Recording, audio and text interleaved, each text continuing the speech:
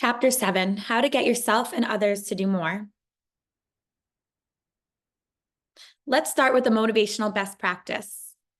Take a Post-it note. Pause it if you need to go find one. Write your initials on 2 Post-it notes. Place 1 Post-it note as high as you can on the wall in the room that you're in. Be careful. Now wait, the rest will be completed towards the end of class. Key concepts for today. Motivation, intensity, direction, persistence.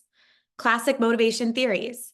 We're going to go over Maslow's hierarchy of needs, theory X and theory Y, Hertzberg's two-factor theory, McClelland's hierarchy of needs, and contemporary motivation theories, which include self-determination theory, job engagement, goal-setting theory, self-efficacy theory, Pygmalion effect, reinforcement theory, equity theory, and organizational justice, and expectancy theory.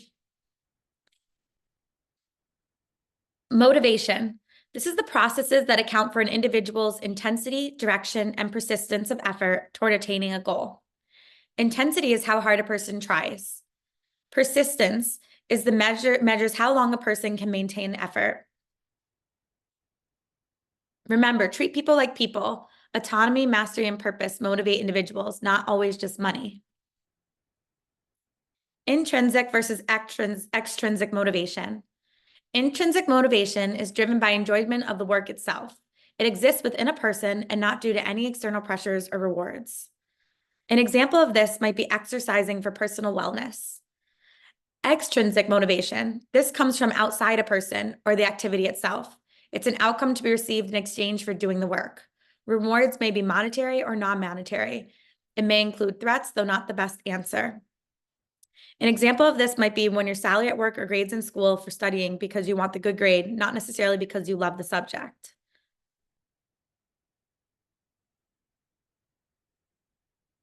Classic motivation theories. Maslow's hierarchy of needs.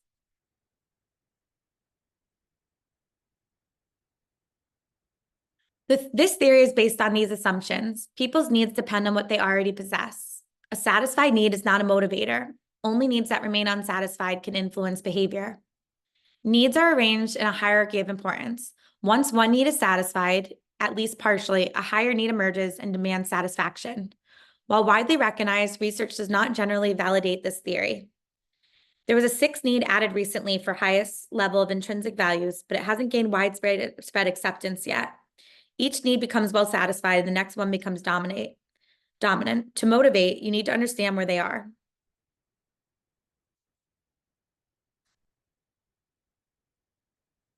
So as you can see at the bottom are physiological needs like breathing, food, and water. And then as you get to the top, it's self-actualization, which has to do with morality, creativity, spontaneity, and problem solving. Make sure you understand the different levels in this pyramid. ERG theory. This was developed by Clayton Aldifer, and it modifies Maslow's hierarchy of needs. Instead of the 5, actually now 6 groups, grouped into 3 categories. He groups them into 3 categories. There's existence, which is similar to physiological and safety needs, relatedness, which is social needs, and growth, which is self-actualization. Basically, this theory relaxes Maslow's assumptions. It does not rank needs in any order and recognizes that more than one need may operate at a given time. Frustration regression suggests frustration and attempt to satisfy a need may regress to another. Theory X and Theory Y. This was developed by Douglas McGregor in the 1960s. It basically assumes the worst in employees, which is Theory X, results in controlling and rigid management approach. Theory Y assumes that the best in employees. It encourages a collaborative and participative management style. Different situations may require different approaches to management.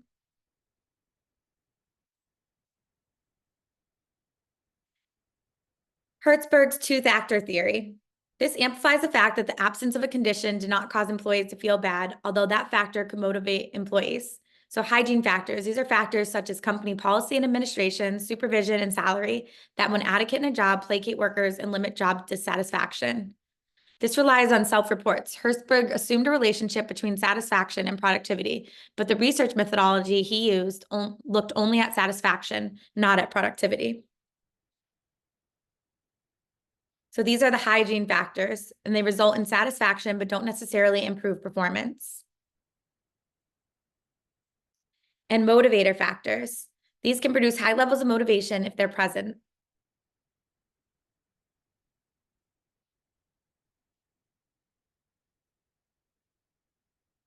Basically, the factors that lead to, we'll go back to this. The factors that lead to job satisfaction are separate and distinct from those that lead to dissatisfaction. So again, the factors that lead to job satisfaction are separate and distinct from those that lead to dissatisfaction.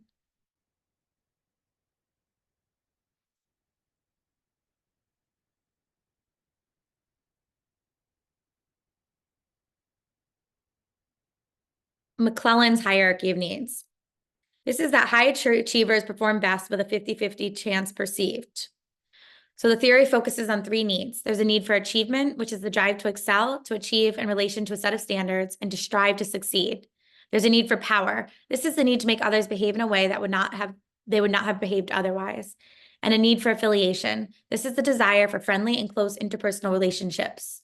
According to McClellan, these motivators are learned, which is why this theory is sometimes called the learned needs theory. So there's the need for achievement, the need for power, and the need for affiliation. And these are the three needs as part of McClellan's theory of needs. Contemporary motivation theories. Let's start with self-determination theory. This is a theory of motivation that is concerned with the beneficial effects of intrinsic motivation and the harmful effects of extrinsic motivation. It proposes that people prefer to feel they have control over their actions. Research on self-determination theory has focused on cognitive evaluation theory. People paid for work feel less like they want to do it and more like they have to do it. This proposes that in addition to being driven by a need for autonomy, people seek ways to achieve competence and positive connections to others.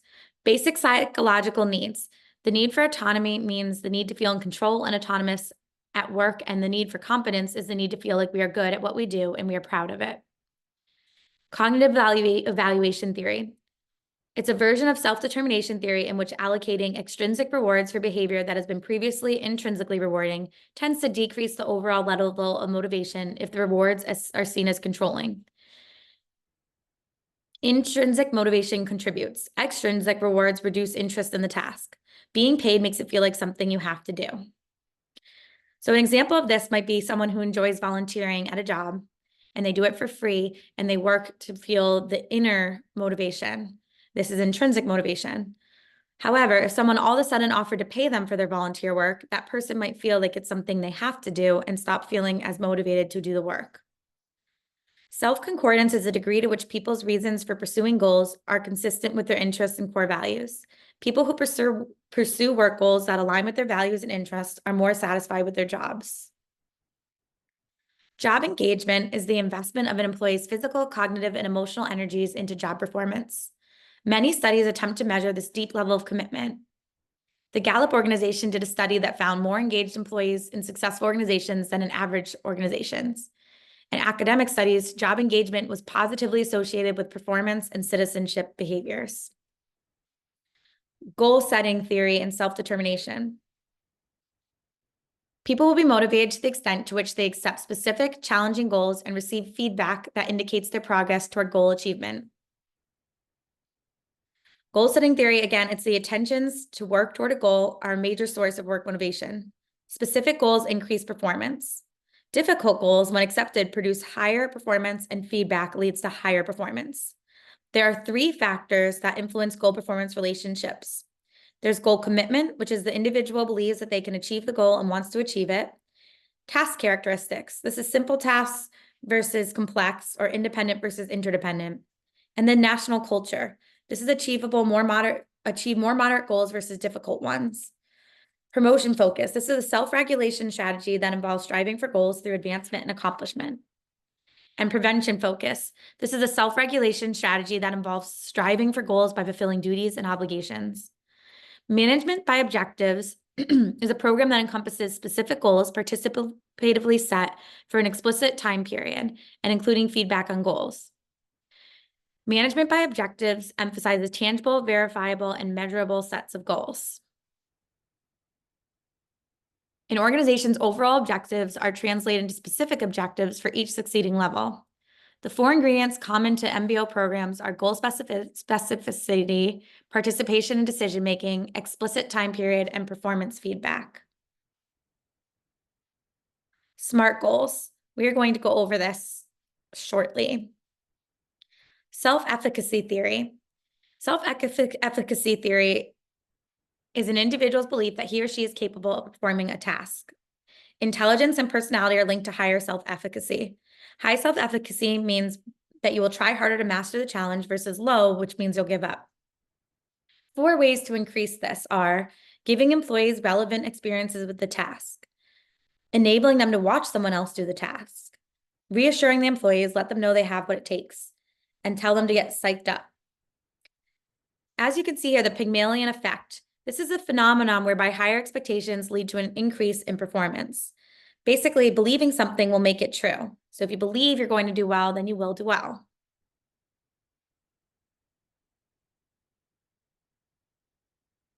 Reinforcement theory. This is a theory that behavior is a function of its consequences. Operant conditioning, behaviorism, and reinforcement. Operant conditioning theory. This is the most relevant component of reinforcement theory for management. It argues that people learn to behave a certain way to either get something they want or to avoid something they don't want. Behaviorism. This is a theory that behavior follows stimuli in a relatively unthinking manner. This is by B.F. Skinner. And here's an example of this from the Big Bang Theory. Are you finished? Well, thank you. How thoughtful. Would you like a chocolate? Yeah, sure. Thanks. Oh, sorry, Sheldon. I almost sat in your spot. Did you? I didn't notice. Have a chocolate. Thank you. Oh, am I talking too much? I'm sorry. Thank you. Chocolate? Yes, please.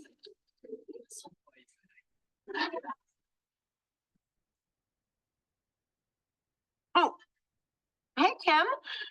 Yeah. You know what? Hold on. Let me take this in the hall.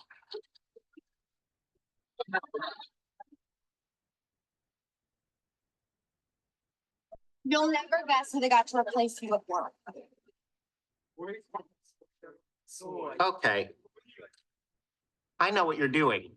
Really? Yes. You're using chocolates as positive reinforcement for what you consider correct behavior. Very good. Chocolate? So again, operant conditioning theory argues that people learn to behave a certain way to either get something they want or to avoid something they don't want. So Penny is responding to what Sheldon wants because he's giving her chocolate as a reward. And this applies to management. Equity theory. This is a theory that individuals compare their job inputs and outcomes with those of others and then respond to eliminate any inequalities. Based on equity theory, employees who perceive inequity will make one of 6 choices. They might change the inputs, the outcomes. They might distort perceptions of themselves or others, choose a different referent, or leave the field. Employees first consider their effort and then their rewards. Next, employees compare the results against those of their coworkers. If employees feel they are under-rewarded for their effort in comparison with others doing similar work, they will decrease their effort. This is similar to that video where we saw that woman was getting paid less than the man that she was working with, and she decreased how much she was working. If employees feel they are over-rewarded, they will feel guilty and put more effort into their job to reduce guilt. Organizational justice. This is the overall perception of what is fair in the workplace, composed of distributive, procedural, informational, and interpersonal justice. So for example, I think this is a fair place to work is an example of organizational justice. Distributive justice. It's perceived fairness of the amount and allocation of rewards among individuals. For example, I got the pay raise I deserved. It's concerned with the fairness of outcomes such as rewards, pay, and recognition.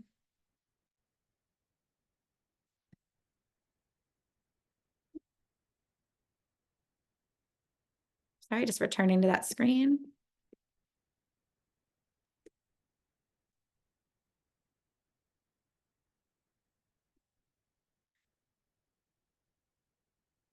Procedural justice. This is the perceived fairness of the process used to determine the distribution of rewards.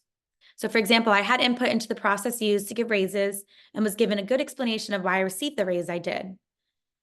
Interactional justice.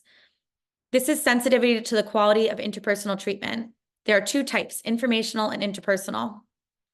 Informational is the degree to which employees are provided truthful explanations for decisions, and interpersonal is the degree to which employees are treated with dignity and respect. So this is, for example, when telling me about my raise, my supervisor was very nice and complimentary. Victor Vroom's expectancy theory. Employees are motivated to put out high-level effort and they believe it will lead to good performance appraisal, then they will work harder and it will lead to rewards which satisfies personal goals. Expectancy theory is a theory that the strength of a tendency to act in a certain way depends on the strength of an expectation that the act will be followed by a given outcome and on the attractiveness of that outcome to the individual. It focuses on 3 relationships. Expectancy. This is the effort-performance relationship. The probability perceived by the individual that exerting a given amount of effort will lead to performance. Instrumentality. This is performance-reward relationships. It's the degree to which the individual believes performing at a certain level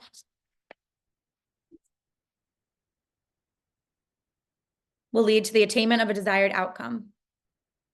And valence. This is rewards, personal goals, relationship. The degree to which organizational rewards satisfy an individual's personal goals or needs and the attractiveness of those potential rewards for the individual. Implications for managers. Make sure that extrinsic rewards for employees are not viewed as coercive, but instead provide information about competence and relatedness. Consider goal-setting theory, as clear and difficult goals often lead to higher levels of employee productivity. Consider reinforcement theory regarding quality and quantity of work, persistence of effort, absenteeism, tardiness, and accident rates.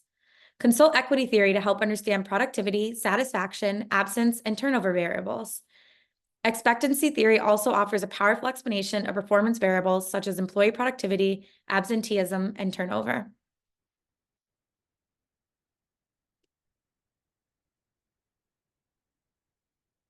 Now take a moment and watch these videos. This first one is a great video that has a long motivational speech by this child. It's very interesting and funny. Please take the time. I know it's a little long. It's about 45 minutes, but this is an example of a lecture at, this is Randy Posh, and it's his last lecture. And this was done at Carnegie Mellon in September of 2007 after he was diagnosed with terminal pancreatic cancer. It's a very inspirational lecture about the importance of perseverance, the value of education, and the power of imagination in pursuing one's own aspirations, resilience, and motivation. So I do recommend taking the time to view this, but if you can't, at least watch this video.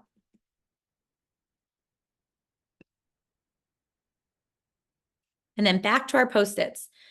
Place your second Post-it note as high as you can on the wall. What did this activity reveal?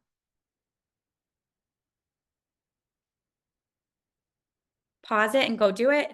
When you come back, you'll see this activity shows that you're more motivated and you most likely reached higher and got your Post-it note higher.